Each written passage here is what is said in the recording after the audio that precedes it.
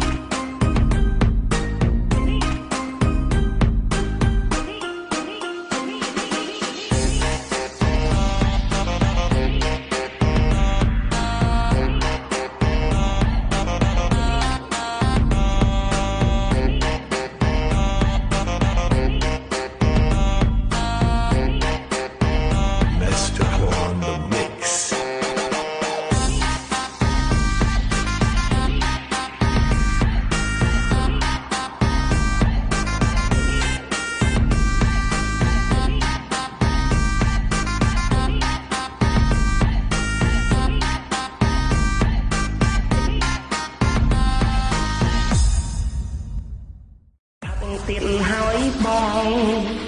từ cả lấy hong anh phật lôi anh